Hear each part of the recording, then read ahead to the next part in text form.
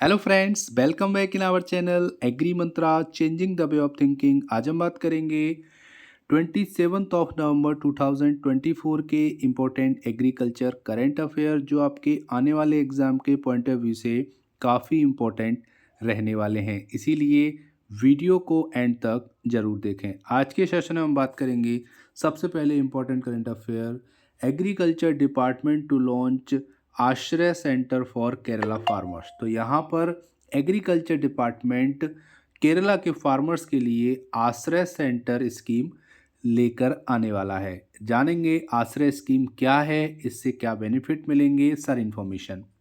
तो बात करेंगे Thiruvananthapuram in a first of kind in the country the state agriculture department has form Ashraya centre in line with Akshaya centre in the state. अभी हाल ही में Akshay centre scheme चलाई गई थी केरला में, उसी को देखते हुए किसानों के लिए आश्रय सेंटर स्कीम लाने वाली है वहाँ की केरला गवर्नमेंट। बात करेंगे through the Akshaya centre essential service are provided to the public. तो यहाँ पर जो अक्षय सेंटर सर्विस है जिसको देखकर आश्रय सेंटर सर्विस जो स्कीम है वो लाई गई है, तो उसमें जो अक्षय सेंटर ये जो स्कीम है इसके तहत पब्लिक को एसेंशियल सर्विस प्रोवाइड की जाती हैं। और जो नया नया इनिशिएटिव है आश्रय सेंटर, इसका एम है to provide all digital services related to agriculture to farmer. तो फार्मर के लिए जितनी भी डिजिटल सर्विसेज हैं रिगार्डिंग एग्रीकल्चर से रिलेटेड, उससे संबंधित वो सारी चीज़ें प्रोवाइड करी जाएंगी किसानों को। और government has issue an order in this regard, और गवर्नमेंट ने ऑर्डर इशू कर दिया है इस स्कीम के रिगार्ड में। ऑलरेडी दो डिजिटल सर्विस किसानों की हेल्प कर रही हैं, एक मोबाइल एप्लीकेशन और एक वेब पोर्टल। तो गवर्नमेंट ने डिसाइड किया है to start the Ashraya centre as a part of 100 day programme. तो एक 100 डे प्रोग्राम चलाया जाएगा जिसके तहत आश्रय सेंटर बनाए जाएंगे। उनका उद्देश्य रहेगा कि जितनी भी डिजिटल सर्विसेज हैं जो एग्रीकल्चर में आई हुई हैं उनको फार्मर्स तक पहुंचाया जाए। Through this department intend to provide all digital service to farmer quickly. बहुत जल्दी डिजिटल सर्विसेज फार्मर्स तक पहुंच जाएंगी, चाहे किसी भी स्कीम में लाभ लेना हो, रजिस्ट्रेशन कराना हो, डीबीटी करानी हो या केवाईसी करानी हो, बायोमेट्रिक करानी हो, सारी चीज़ें बहुत जल्दी किसानों से रिलेटेड जो भी होंगी वो आपको जो आपके आश्रय सेंटर हैं वहाँ पे मिल जाएंगी। आगे अगर हम बात करेंगे तो यहाँ पर बात की जा रही है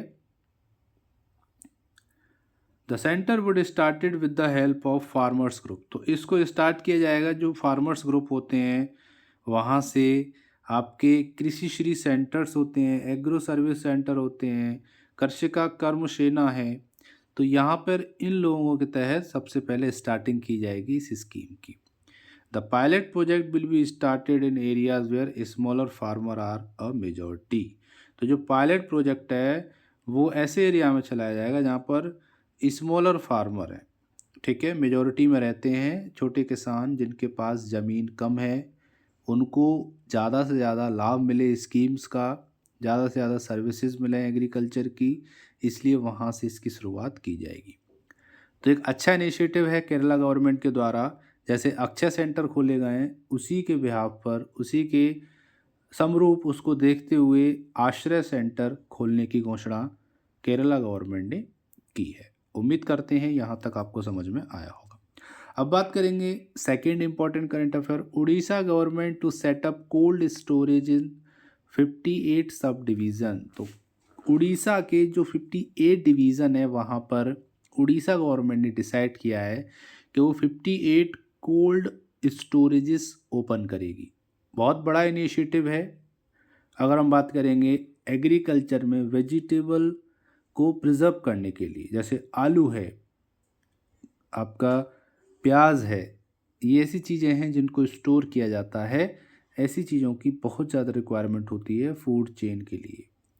बात करेंगे the new government in Orissa, अभी हाल ही में बीजेपी गवर्नमेंट वहाँ बनी थी, तो उन्होंने भी हाल ही में ये डिसाइड किया और एक इनिशिएटिव लिया है एग्रीकल्चर डेवलपमेंट के लिए और फार्मर के डेवलपमेंट के लिए। उड़ीसा में उन्होंने ये भी क्लेम किया है कि जो प्रीवियस गवर्नमेंट थी उसने एक भी स्टेप ऐसा नहीं उठाया जिससे वहाँ जो कोल्ड स्टोरेजेस हैं वो ओपन हो सकें। उड़ीसा के जो डिप्टी सीएम हैं, सीएम केवी सिंह देव, वेडनेसडे को उन्होंने इन्फॉर्मेशन दी कि स्टेट गवर्नमेंट बहुत जल्दी कंस्ट्रक्ट करने जा रही है cold storage in 58 sub division of the state. तो जो सब डिवीज़न है स्टेट की 58, वहाँ पर सभी डिवीज़न्स में एक एक कोल्ड स्टोरेज ओपन किया जाएगा। ये जो फैसिलिटी है सब डिवीज़न लेवल पे रहेगी, इससे फार्मर्स को फ़ायदा मिलेगा और उसके जो पोस्ट हार्वेस्ट लॉसेज हैं, क्योंकि वो उसको प्रोक्योर नहीं कर पाता, उसको वो स्टोर नहीं कर पाता, इससे लॉस होते हैं वो कम होंगे और एग्रीकल्चर प्रोडक्ट की जो वैल्यू है वो बढ़ जाएगी, क्योंकि सामान जो ख़राब नहीं होगा उसकी क्वालिटी डाउन नहीं होगी, मार्केट में अच्छे रेट पर वो सेल होगी, इससे उसकी जो मार्केट वैल्यू है वो बनी रहेगी। उन्होंने ये बात कही और एग्रीकल्चर डिपार्टमेंट ये जो पहल है वो करने जा रहा है। Ministry further informed the Odisha Assembly that the state government has decided to establish need-based cold storage on PPP mode in the state। तो यहाँ पर बात की जा रही है जहाँ पर जिस एरिया में सबसे ज़्यादा रिक्वायरमेंट होगी वहाँ पर इसका निर्माण किया जाएगा और हर सब डिवीज़न में एक कोल्ड स्टोरेज का निर्माण होगा और हाइब्रिड कोल्ड स्टोर भी बनाए जाएंगे अलग अलग जगह पे स्टेट में। उन्होंने ये बात कही, तो एक अच्छा इनिशिएटिव है उड़ीसा गवर्नमेंट के द्वारा कि पोस्ट हार्वेस्ट लॉसेस कम होंगे, एग्रीकल्चर प्रोडक्ट की अच्छी वैल्यू किसानों को मिल सकेगी, जिसके लिए ऐसे इनिशिएटिव और अलग अलग स्टेट गवर्नमेंट के द्वारा उठाने चाहिए। उम्मीद करते हैं यहाँ तक आपको सारी इन्फॉर्मेशन समझ में आई होगी। अगर वीडियो पसंद आ रहा है, अच्छा लग रहा है तो वीडियो को लाइक करना और ज़्यादा से ज़्यादा इस वीडियो को शेयर करना। बाकी इसका PDF आपको हमारे टेलीग्राम चैनल पर मिल जाएगा, वहाँ से जाके आप डेली के जो एग्रीकल्चर करंट अफेयर की PDF है वो फ्री ऑफ कॉस्ट डाउनलोड कर सकते हैं। अब बात करेंगे पिछले वीडियो में पूछे क्वेश्चन के आंसर के बारे में। क्वेश्चन था ICAR Indian institute of seed science is situated in, तो ऑप्शन है मऊ। तो मऊ में ICAR का सीड साइंस का जो सेंटर है वो सिचुएटेड है। सभी स्टूडेंट ने सही आंसर किया इस क्वेश्चन का। अब बात करेंगे आज के स्पेशल क्वेश्चन की, जिसका सही आंसर आपको कमेंट सेक्शन में लिख के भेजना है। क्वेश्चन है the Indian institute of farming system research ICAR IIFSR is located in, option है गाज़ियाबाद, मेरठ, कानपुर या नन ऑफ दीज, इनमें से कोई नहीं। सही आंसर आप हमको कमेंट सेक्शन में लिखकर भेज सकते हैं।